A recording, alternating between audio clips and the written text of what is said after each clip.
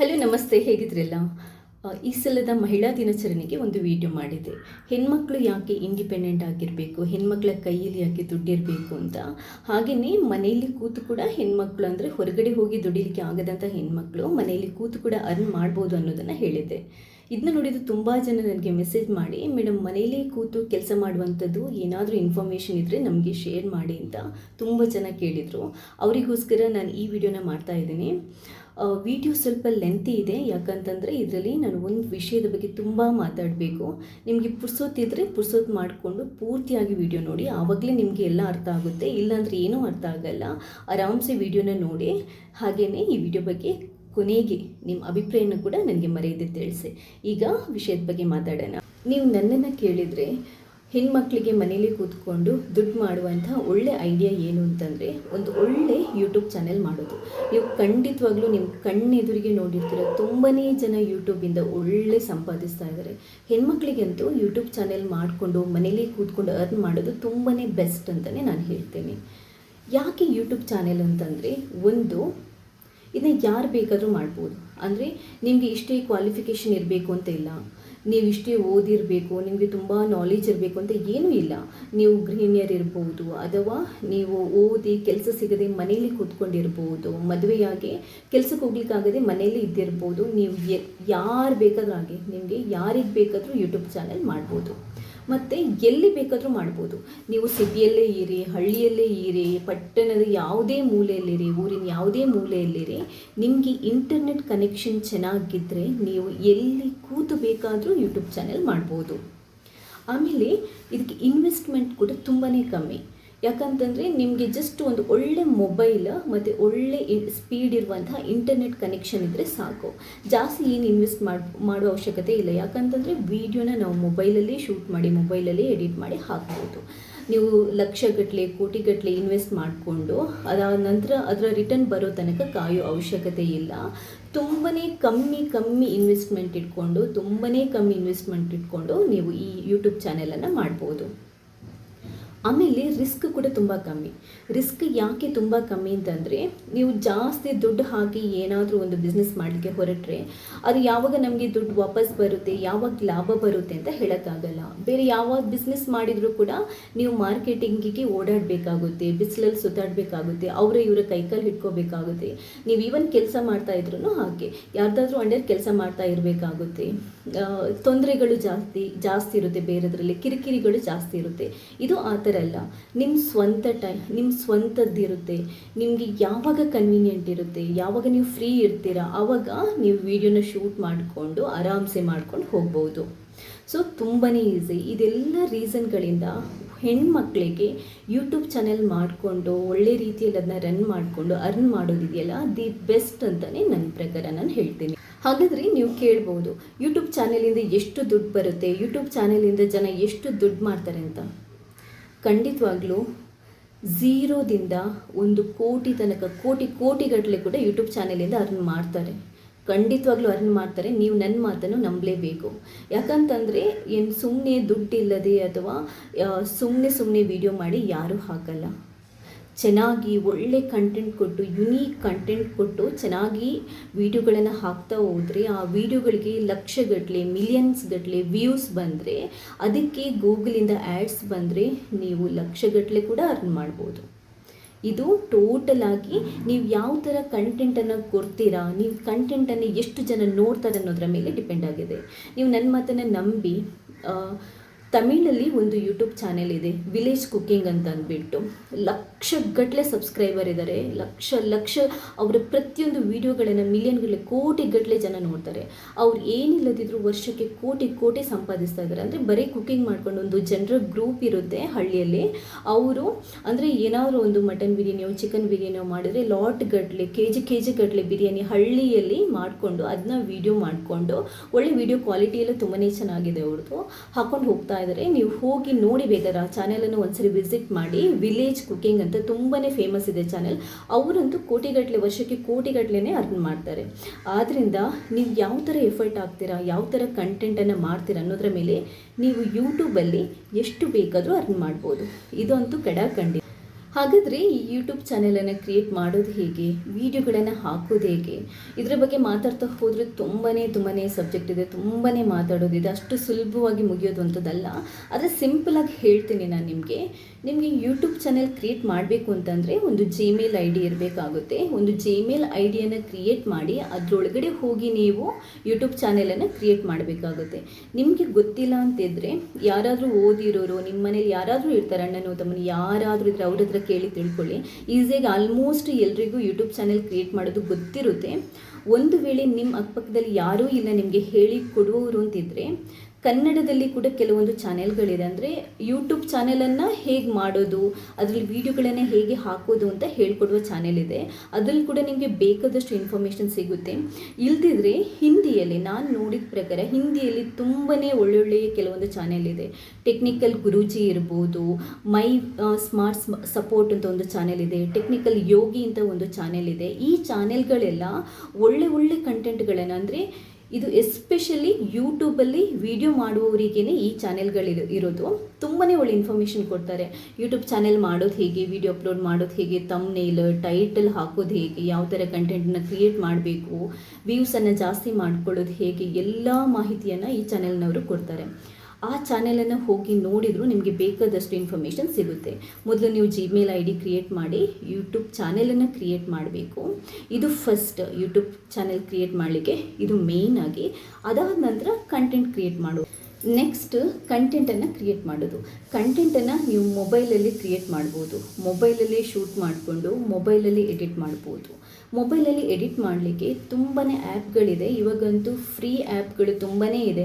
ನೀವು ಯಾವುದಾದ್ರೂ ಕಂಟೆಂಟನ್ನು ಮೊಬೈಲಲ್ಲಿ ವಿಡಿಯೋ ಮಾಡಿದ್ರಿ ಅಂತಂದರೆ ಅದನ್ನ ಮೊಬೈಲಲ್ಲಿ ಅದಕ್ಕೆ ಬೇಕಾಗಿರುವಂಥ ಮ್ಯೂಸಿಕ್ ಇರ್ಬೋದು, ಅದಕ್ಕೆ ಬೇಕಾಗಿರುವಂಥ ವಾಯ್ಸ್ ಓವರ್ ಇರ್ಬೋದು, ಗ್ರಾಫಿಕ್ಸ್ ಇರ್ಬೋದು, ಮೊಬೈಲಲ್ಲಿ ಹಾಕೋಬೋದು. ನಿಮಗೇನು ಒಂದು ಲ್ಯಾಪ್ಟಾಪು ಅಥವಾ ಎಡಿಟ್ ಸೋಟು, ಅದಕ್ಕೆ ಪ್ರೊಫೆಷ್ನಲ್ ಎಡಿಟಿಂಗ್ ಸಾಫ್ಟ್ವೇರ್ ಇದೆಲ್ಲ ಏನೂ ಬೇಕು ಅಂತಿಲ್ಲ. ತುಂಬಾ ಜನ ಮೊಬೈಲಲ್ಲಿ ವಿಡಿಯೋಸ್ ಶೂಟ್ ಮಾಡಿ ಮೊಬೈಲಲ್ಲಿ ಎಡಿಟ್ ಮಾಡ್ತಾರೆ. ನಿಮಗೆ ಬೆಸ್ಟ್ ಎಕ್ಸಾಂಪಲ್ ಅಂತಂದರೆ ನನ್ನ ಇವತ್ತಿನ ತನಕ ಒಂದೇ ಒಂದು ಕಂಟೆಂಟನ್ನು ನಾನು ಸಿಸ್ಟಮಲ್ಲಿ ಅಥವಾ ಪಿ ಸಿಯಲ್ಲಿ ನಾನು ಎಡಿಟ್ ಮಾಡಿಲ್ಲ. ನನ್ನ ಎಲ್ಲ ವೀಡಿಯೋಸ್ನ ನಾನು ಮೊಬೈಲಲ್ಲಿ ಶೂಟ್ ಮಾಡೋದು, ಮೊಬೈಲಲ್ಲೇ ಎಡಿಟ್ ಮಾಡೋದು.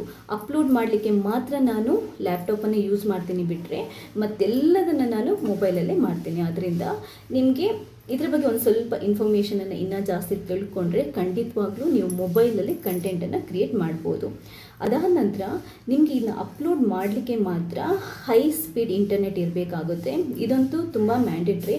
ಯಾಕಂತಂದರೆ ಮೊಬೈಲಲ್ಲಿ ಇಟ್ಕೊಂಡು ನೀವು ಒಳ್ಳೆ ಕಂಟೆಂಟನ್ನು, ಜಾಸ್ತಿ GB ಇರುವಂತಹ ಕಂಟೆಂಟನ್ನು ಅಪ್ಲೋಡ್ ಮಾಡಲಿಕ್ಕೆ ಮೊಬೈಲಿಂದ ಕಷ್ಟ ಆಗುತ್ತೆ. ಆದ್ದರಿಂದ ನೀವು ಮೊಬೈಲಲ್ಲೂ ಹೈ ಸ್ಪೀಡ್ ಇಂಟರ್ನೆಟ್ ಏನಾದರೂ ಹಾಕಿಸ್ಕೊಂಡ್ರೆ ಅಪ್ಲೋಡ್ ಮಾಡ್ಬೋದು. ನಿಮಗೆ ಅಂದರೆ ಲ್ಯಾಪ್ಟಾಪ್ ಇಲ್ಲ, ಡೆಸ್ಕ್ಟಾಪ್ ಇಲ್ಲ ಅಂತಿದ್ರೆ ಮೊಬೈಲಲ್ಲಿ ಅಪ್ಲೋಡ್ ಮಾಡ್ಬೋದು. ಸ್ವಲ್ಪ ಟೈಮ್ ತಗೊಳ್ಳುತ್ತೆ. ಬಟ್ ಅದಕ್ಕೇನು ಮಾಡಿ, ನಿಮ್ಮ ಮೊಬೈಲ್ ಇಂಟರ್ನೆಟ್ ಸ್ಪೀಡ್ ಇದೆಯಲ್ಲ ಅದನ್ನ ಜಾಸ್ತಿ ಮಾಡ್ಕೊಳ್ಳಿ. ಇಲ್ಲ ನಿಮ್ಮ ಮನೇಲಿ ಮೊಬೈಲ್ ಇದೆ, ನಿಮ್ಮ ಮನೇಲಿ ಲ್ಯಾಪ್ಟಾಪ್, ಡೆಸ್ಕ್ಟಾಪ್ ಇದ್ದರೆ ಹೈ ಸ್ಪೀಡ್ ಇಂಟರ್ನೆಟ್ ಕನೆಕ್ಷನ್ ತಗೊಂಡ್ರೆ ನೀವು ಆರಾಮ್ಸೆ ಯಾವುದೇ ವೀಡಿಯೋನ, ಯಾವುದೇ ಕಂಟೆಂಟನ್ನು ಕ್ರಿಯೇಟ್ ಮಾಡಿ ಅಪ್ಲೋಡ್ ಮಾಡ್ಬೋದು. ತುಂಬಾ ಈಸಿ ಆಗಿದೆ. ತುಂಬಾ ಕಮ್ಮಿ ಇನ್ವೆಸ್ಟ್ಮೆಂಟ್ ಮಾಡಿ. ನೀವು ಸ್ಟಾರ್ಟಿಂಗೇ ಜಾಸ್ತಿ ಇನ್ವೆಸ್ಟ್ಮೆಂಟ್ ಮಾಡಲಿಕ್ಕೆ ಹೋಗಬೇಡಿ. ಅದೇನಾದರೂ ವರ್ಕ್ ಆದರೆ, ನಿಮಗೆ ಕೈ ಹಿಡಿಯುತ್ತೆ ಅಂತ ಗೊತ್ತಾದರೆ ಮಾತ್ರ ನೀವು ಅದರ ಮೇಲೆ ಅನಂತರ ಇನ್ವೆಸ್ಟ್ ಮಾಡ್ಬೋದು. ನೆಕ್ಸ್ಟ್ ಟಾಪಿಕ್ ಏನು ಅಂತಂದರೆ ಯಾವ ಥರ ಕಂಟೆಂಟನ್ನು ಕ್ರಿಯೇಟ್ ಮಾಡ್ಬೋದು, ಯಾವ ಥರ ಕಂಟೆಂಟ್ಗಳು ಓಡುತ್ತೆ, ಅಂದರೆ ನಮ್ಮ ಯೂಟ್ಯೂಬಲ್ಲಿ ಯಾವ ಥರ ಕಂಟೆಂಟ್ಗಳನ್ನು ಜನ ಜಾಸ್ತಿ ನೋಡ್ತಾರೆ. ನೀವು ಇದ್ರ ಬಗ್ಗೆ ತಲೆ ಕೆಡಿಸ್ಕೊಳ್ಳೋ ಅವಶ್ಯಕತೆಯೇ ಇಲ್ಲ. ನಿಮಗೆ ಯಾವುದ್ರ ಬಗ್ಗೆ ನಾಲೆಜ್ ಇದೆ, ಚೆನ್ನಾಗಿ ಅಡುಗೆ ಮಾಡೋಕ್ಕೆ ಬರುತ್ತಾ, ಒಳ್ಳೆ ಒಂದು ಅಡುಗೆ ರೆಸಿಪಿಯ ಚಾನೆಲ್ ಮಾಡಿ. ಬಟ್ ಒಂದು ಹೇಳ್ತೀನಿ, ಈ ರೆಸಿಪೀಸ್ ಚಾನೆಲ್ಗಳು ತುಂಬಾ ಇದೆ, ಬೇಕಾದಷ್ಟಿದೆ. ಇದರಲ್ಲಿ ನೀವು ಡಿಫ್ರೆಂಟ್ ಏನಾದರೂ ಕೊಟ್ಟರೆ ಮಾತ್ರ ಜನ ನೋಡ್ತಾರೆ. ನಿಮ್ಮ ಹಳ್ಳಿ ಸ್ಟೈಲಲ್ಲೋ, ನಿಮಗೆ ಅಮ್ಮ ಅಜ್ಜಿ ಕಲಿಸಿರುವಂಥ ವಿಶೇಷ ಪಾಕ ಶೈಲಿನೋ, ಇದೆಲ್ಲ ವಿಶೇಷವಾಗಿ ಏನಾದರೂ ಮಾಡಿದರೆ ಜನ ನೋಡ್ತಾರೆ. ಎಲ್ಲರೂ ಮಾಡುವಂಥದ್ದನ್ನೇ ನೀವು ಮಾಡ್ತಾಯಿದ್ರೆ ಜನ ನೋಡಲ್ಲ. ಅದಾದ ನಂತರ ನಿಮಗೆ ಚೆನ್ನಾಗಿ ರಂಗೋಲಿ ಬರೆಯೋಕ್ಕೆ ಬರುತ್ತಾ, ರಂಗೋಲಿ ಬರೆಯೋದನ್ನು ಕಲಿಸ್ಕೊಡಿ ಜನಗಳಿಗೆ. ಅದನ್ನ ವಿಡಿಯೋ ಮಾಡಿ ಹಾಕಿ. ನೀವು ಟೈಲರಿಂಗ್ ಮಾಡೋಕ್ಕೆ ಬರುತ್ತಾ, ನೀವು ಟೈಲರಿಂಗ್ ಮಾಡೋದನ್ನು, ಅಂದರೆ ಸಾರಿಗಳಿಗೆ ಫಾಲ್ಸ್ ಹೇಗೆ ಹಾಕೋದು, ಅಥವಾ ಒಂದು ಬ್ಲೌಸ್ ಸ್ಟಿಚ್ ಮಾಡಬೇಕಾದ್ರೆ ಹೇಗೆ ಕಟ್ ಮಾಡೋದು, ಈ ಥರ ತುಂಬ ಟಾಪಿಕ್ ಇರುತ್ತೆ. ಇದೆಲ್ಲದನ್ನು ನೀವು ಶೂಟ್ ಮಾಡಿ ಹಾಕೋಬೋದು. ನಿಮ್ಗೆ ಚೆನ್ನಾಗಿ ಡಾನ್ಸ್ ಗೊತ್ತಿದ್ರೆ ನೀವು ಡಾನ್ಸ್ ಕಲಿಸೋದನ್ನು ವಿಡಿಯೋ ಮಾಡ್ಬೋದು. ಚೆನ್ನಾಗಿ ಹಾಡು ಗೊತ್ತಿದ್ರೆ ಹಾಡೋದನ್ನು ಕಲಿಸೋದನ್ನು ವಿಡಿಯೋ ಮಾಡ್ಬೋದು. ಯಕ್ಷಗಾನ, ತಾಳಮದ್ದಳೆ ಅಥವಾ ಈ ಥರ ಏನಿದೆ ನಿಮ್ಮ ಹತ್ರ ಟ್ಯಾಲೆಂಟ್, ಏನು ಬೇಕಾದರೂ ಮಾಡ್ಬೋದು. ನೀವು ಗೃಹಿಣಿಯರಾಗಿದ್ದರೆ ಮನೆಯಲ್ಲಿ ಏನೆಲ್ಲ ಕೆಲಸಗಳನ್ನು ಮಾಡ್ತೀರಾ, ನಿಮ್ಮ ದಿನಚರಿ ಹೇಗಿರುತ್ತೆ ಅಂತ ವ್ಲಾಗ್ ಕೂಡ ಮಾಡ್ಕೊಂಡು ಹಾಕೋಬೋದು. ನೀವು ಹಳ್ಳಿಯಲ್ಲಿದ್ದರೆ ನೀವು ಅಡುಗೆ ತೋಟ ಈ ಥರದ್ದು ಕೆಲಸ ಮಾಡಿಸ್ತಾ ಇದ್ದರೆ ನೀವು ಈ ತೋಟದ ಕೆಲಸಗಳನ್ನೆಲ್ಲ ಹೇಗೆ ಮಾಡ್ತೀರಾ, ಅಡಿಕೆನ ಹೇಗೆ ನೆಡ್ತೀರಾ, ಬಾಳೆ ಗಿಡ ಹೇಗೆ ನೆಡ್ತೀರಾ, ಅದಕ್ಕೆ ಯಾವ ಥರ ಗೊಬ್ಬರ ಹಾಕ್ತೀರಾ, ಈ ಥರ ಎಲ್ಲ ಇನ್ಫಾರ್ಮೇಷನ್ ಜನಗಳಿಗೆ ಶೇರ್ ಮಾಡುವಂಥ ವಿಡಿಯೋ ಕೂಡ ಮಾಡ್ಬೋದು. ನಿಮಗೆ ಒಳ್ಳೆ ಸೆನ್ಸ್ ಆಫ್ ಹ್ಯೂಮರ್ ಇದೆ, ಒಳ್ಳೆ ಜೋಕ್ ಮಾಡೋದು ಗೊತ್ತಿದೆ ಅಂತಂದರೆ ನೀವು ಕಾಮಿಡಿ ಥರ ಕಂಟೆಂಟ್ಗಳನ್ನು ಕ್ರಿಯೇಟ್ ಮಾಡಿ ಬೇಕಾದರೂ ಹಾಕೋಬಹುದು. ಈ ಥರ ತುಂಬಾ ಅಂದರೆ ತುಂಬಾ ಆಪ್ಷನ್ಸ್ಗಳಿದೆ. ಅದು ಇದು ಅಂತ ಮಾತ್ರ ಅಲ್ಲ, ಬರೀ ಅಡುಗೆ ಮಾಡೋದು, ಬರೀ ಕುಕ್ಕಿಂಗ್ ಮಾಡೋದನ್ನು ತೋರಿಸೋದು ಅಂತ ಮಾತ್ರ ಅಲ್ಲ, ನಿಮಗೆ ಏನು ಟ್ಯಾಲೆಂಟ್ ಇದೆ, ನಿಮ್ಗೇನು ಗೊತ್ತಿದೆ ಅದನ್ನ ವಿಡಿಯೋ ಮಾಡ್ಕೊಂಡು ಒಂದು 4 ಜನರಿಗೆ ತಿಳಿಸುವಂಥ ಒಳ್ಳೆಯ ಕಂಟೆಂಟನ್ನು ಮಾಡಿದರೆ ಜನ ಖಂಡಿತವಾಗ್ಲೂ ನೋಡ್ತಾರೆ. ಹಳ್ಳಿಗಳಲ್ಲಿ ಮಾಡುವಂತಹ ವಿಡಿಯೋಗಳು ಸಿಕ್ಕಾಪಟ್ಟೆ ವೈರಲ್ ಆಗ್ತಾ ಇದೆ, ತುಂಬ ಅಂದರೆ ತುಂಬಾ ವೈರಲ್ ಆಗ್ತಾ ಇದೆ. ನೀವು ಕೋಳಿ ಕುರಿಗಳನ್ನು ಸಾಕ್ತೀರಾ ಅಂತಂದರೆ ಅಥವಾ ದನಗಳನ್ನೆಲ್ಲ ಸಾಕ್ತೀರಾ ಅಂತಂದರೆ ನಿಮ್ಮ ದಿನಚರಿ ಹೇಗಿರುತ್ತೆ, ಅವುಗಳನ್ನು ಹೇಗೆ ಸಾಕ್ತೀರಾ, ಯಾವ ಥರ ಅದಕ್ಕೆ ಮೇವು ಹಾಕ್ತೀರಾ, ಯಾವ ಥರ ಮೇಂಟೈನ್ ಮಾಡ್ತೀರಾ, ಇದೆಲ್ಲದರ ವಿಡಿಯೋಗಳನ್ನು ಮಾಡ್ಬೋದು. ನಿಮ್ಗೆ ಗೊತ್ತಿರಲಿ, ತುಂಬಾ ಅಂದರೆ ಇವಾಗಿನ ಟ್ರೆಂಡಲ್ಲಿ ಹಳ್ಳಿಗಳಲ್ಲಿ ಮಾಡುವಂಥ ವಿಡಿಯೋಗಳು ಸಿಕ್ಕಾಪಟ್ಟೆ ಓಡ್ತಾ ಇದೆ. ನಾನು ಸಿಟಿಯಲ್ಲಿಲ್ಲ, ಹಳ್ಳಿಯಲ್ಲಿ ಕೂತ್ಕೊಂಡು ನನಗೆ ವಿಡಿಯೋ ಮಾಡೋಕ್ಕಾಗಲ್ಲ ಅಂತ ನೀವು ಯೋಚಿಸ್ತಾ ಇದ್ದರೆ ಖಂಡಿತವಾಗ್ಲೂ ನಿಮ್ಮ ಯೋಚನೆ ತಪ್ಪು. ಯಾಕಂತಂದರೆ ಹಳ್ಳಿಯಲ್ಲಿ ಕೂತ್ಕೊಂಡು ವಿಡಿಯೋ ಮಾಡುವಂಥದ್ದು ಆಪ್ಷನ್ನು, ವಿಡಿಯೋ ಮಾಡುವಂಥ ಸಬ್ಜೆಕ್ಟ್ಗಳು ತುಂಬಾ ಇರುತ್ತೆ. ನೋಡೋಕ್ಕೂ ಮೈಂಡ್ ರಿಫ್ರೆಶಿಂಗ್ ಆಗಿರುತ್ತೆ ಹಳ್ಳಿಗಳಲ್ಲಿ ಶೂಟ್ ಮಾಡಿರುವಂಥ ವಿಡಿಯೋಗಳು. ಸೊ ನೀವು ಏನು ಬೇಕಾದರೂ ಮಾಡ್ಕೊಂಡು ಹಾಕ್ಬೋದು. ಹಾಗಾದರೆ ಯೂಟ್ಯೂಬ್ ಚಾನೆಲ್ ಮಾಡಿಕೊಂಡು ಅರ್ನ್ ಮಾಡೋದು ಅಷ್ಟೊಂದು ಈಸಿ ಅಂತ ನೀವು ಕೇಳ್ಬೋದು. ಖಂಡಿತವಾಗ್ಲೂ ಇಲ್ಲ, ತುಂಬಾ ಕಷ್ಟಪಡಬೇಕಾಗುತ್ತೆ, ಕಂಟಿನ್ಯೂಸ್ ಆಗಿ ಎಫರ್ಟ್ ಹಾಕಬೇಕಾಗುತ್ತೆ, ಕಂಟಿನ್ಯೂಸ್ ಆಗಿ ವಿಡಿಯೋಗಳನ್ನು ನೀವು ಹಾಕಲೇಬೇಕಾಗುತ್ತೆ.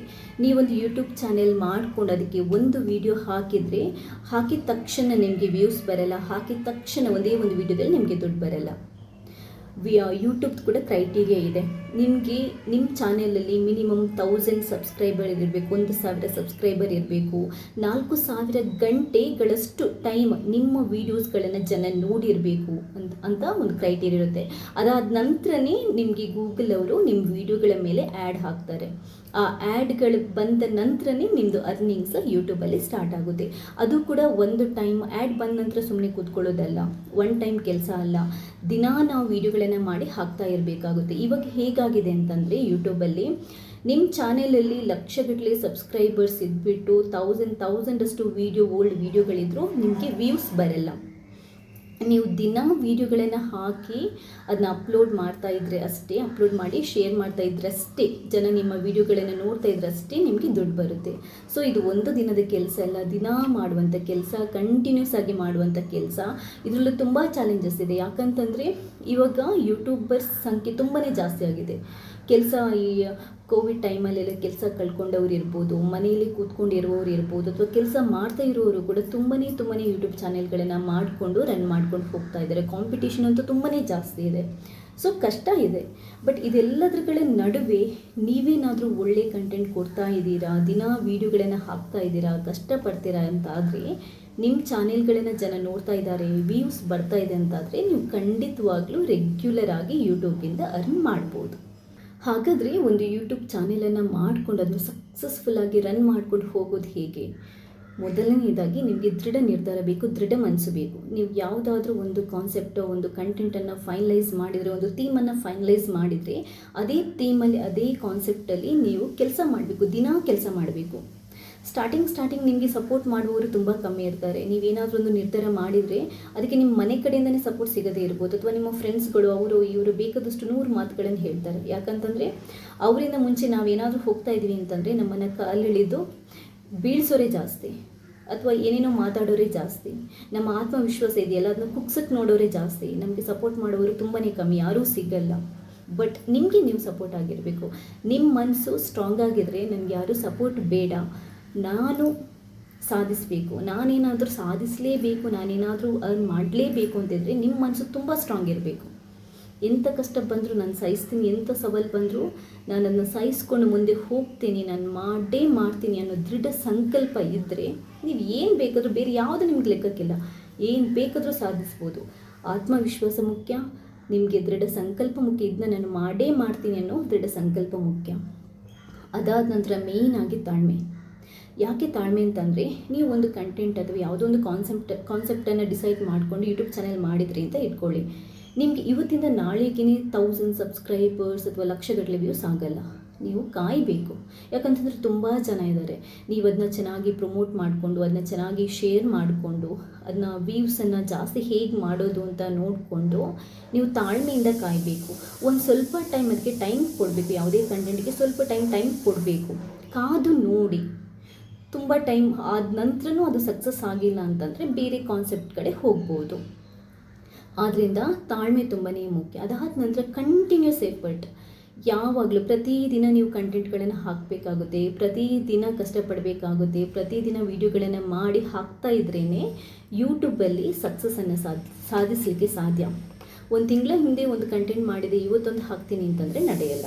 ದಿನ ನೀವು ಎಫರ್ಟ್ ಹಾಕಬೇಕಾಗುತ್ತೆ. ಒಂದು ಸ್ವಲ್ಪ ಟೈಮ್ ಆದರೂ ಅದಕ್ಕೆ ಮೀಸಲಿಡಬೇಕಾಗುತ್ತೆ. ಕಂಟಿನ್ಯೂಸ್ ಆಗಿ ಎಫರ್ಟ್ ಹಾಕಿದರೆ ಖಂಡಿತವಾಗ್ಲೂ ನೀವು ಯೂಟ್ಯೂಬಲ್ಲಿ ಸಕ್ಸಸ್ಸನ್ನು ಕಾಣಲಿಕ್ಕೆ ಸಾಧ್ಯ.